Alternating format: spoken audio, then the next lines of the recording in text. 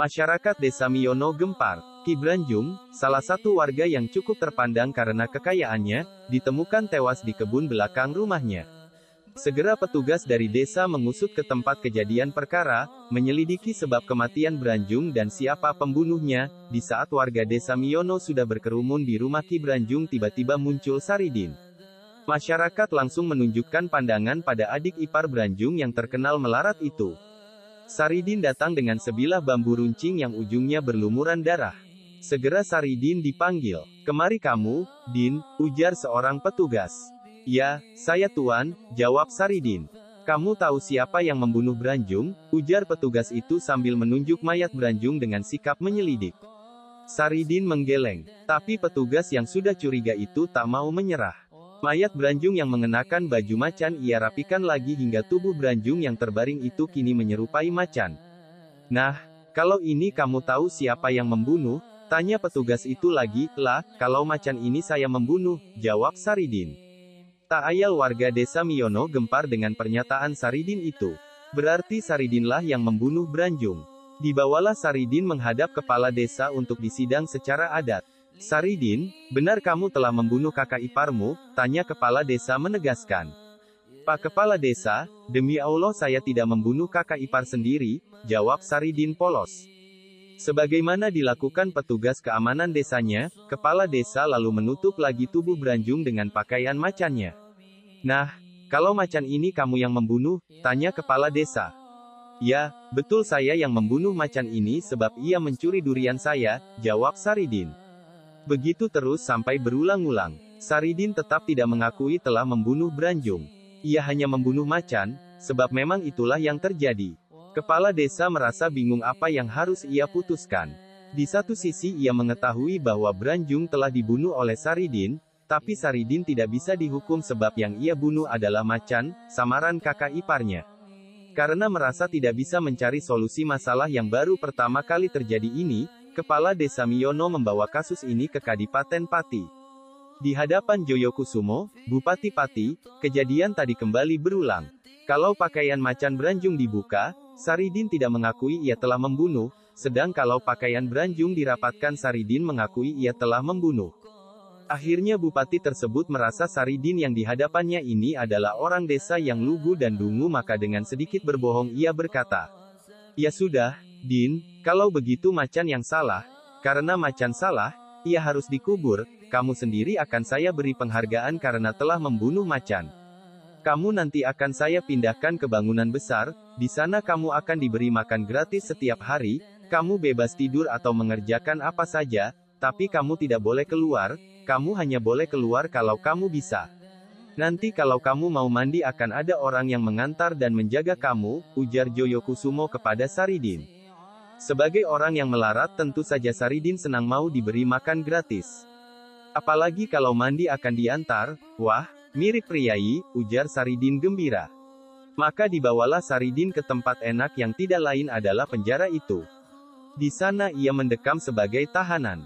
Disitulah Saridin mulai menyadari apa yang menimpanya.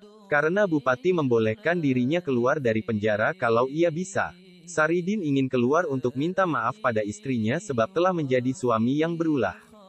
Di sana pula Saridin menghayati wejangan Sunan Bonang, yang mengatakan, jika seorang manusia telah menyatukan rasa dengan Sang Pencipta, apa yang diinginkan pasti akan terlaksana. Sebelum dimasukkan ke dalam rumah berjeruji besi tersebut, Saridin bertanya kepada petugas apakah boleh pulang kalau rindu anak dan istrinya. Petugas menjawab, "Boleh, asal bisa." Beberapa hari kemudian, Saridin memohon kesempatan pulang ke rumahnya. Akan tetapi jangankan dibukakan pintu oleh para sipir penjara, bahkan izin pun tidak diperbolehkannya. Sadarlah Saridin bahwa dirinya telah ditipu. Di tengah-tengah keyakinannya tersebut, Saridin yang cerdas, melihat secercah celah kelemahan dalam memutuskan hukuman penjara atas dirinya. Kelemahan itu adalah pernyataan Adipati Joyokusumo yang intinya ia boleh pulang apabila bisa. Oleh karena itu, ia pun memohon kehadirat Allah SWT agar diberinya kesempatan untuk dapat keluar dari penjara sekedar untuk melihat keadaan anak istrinya. Oleh karena itu, ia pun memohon kehadirat Allah SWT agar diberinya kesempatan untuk dapat keluar dari penjara sekedar untuk melihat keadaan anak istrinya. Karena dalam peristiwa tewasnya Ki Branjung itu sesungguhnya Saridin berada di pihak yang diperlakukan tidak adil. Maka Allah SWT mengabulkan permohonannya. Pada suatu malam yang sepi, Saridin mengamalkan kesaktiannya sehingga terbebaslah dari rumah penjara itu tanpa diketahui para penjaga yang selalu siaga setiap saat. Setelah sampai di rumah, Saridin melihat istrinya Sarini hendak diperkosa oleh petinggi Miyono. Melihat kedatangan Saridin, petinggi Miyono kaget dan langsung melarikan diri, kemudian melaporkan kepulangan Saridin kepada Adipati Joyokusumo. Kejadian ini membuat geger Kadipaten Pati. Setelah pulang menjenguk istri dan anaknya, Saridin kembali ke penjara. Tanpa merasa bersalah, Saridin mengakui kalau dia telah pulang ke rumah untuk menjenguk istri dan istrinya. Hal ini membuat proses hukuman kematiannya pun dipercepat. Saridin kemudian dimasukkan ke dalam peti, namun yang terjadi justru prajurit yang berada di dalam peti tersebut, sehingga membuat geram para prajurit. Karena merasa dipermainkan, para prajurit membawa Saridin ke tiang gantungan di alun-alun Kadipaten. Ketika tali sudah dipasang dan hendak ditarik, ternyata tali tersebut menjadi sangat berat, dan Saridin juga menawarkan diri untuk ikut serta dalam menarik tali gantungan tersebut dan dijawab boleh kalau bisa. Akhirnya Saridin turut serta menarik tali tersebut yang menyebabkan salah seorang anggota prajurit terpental yang kemudian Saridin dikejar-kejar para prajurit hingga sampai terusir dari wilayah Kadipaten Pati. Berkat pertolongan dari Allah yang melekat pada dirinya, beliau berhasil meloloskan diri. Dan sejak saat itu, Saridin hidup sebagai buronan Kadipaten Pati. Dalam keadaan sedih hidup sebagai buronan, Saridin bertemu dengan Sunan Kalijaga. Kemudian Sunan Kalijaga mengingatkan agar ia tidak sembarangan dalam menggunakan anugerah kelebihan yang melekat pada dirinya. Sunan Kalijaga menyarankan Saridin untuk berziarah ke makam ibunya di Keringan. Oleh karena itu Saridin pun bergegas pergi ke makam Nyi Sujinah. Setelah beberapa malam lamanya nyepi di makam Nyi Sujinah bergelar Dewi Samaran, Saridin pun bertemu dengan ibunya itu. Dalam mimpinya tersebut ibunya menyarankan agar ia berguru kepada Sunan Kudus. Akhirnya beliau pun tinggal untuk menuntut ilmu di pesantren Kudus.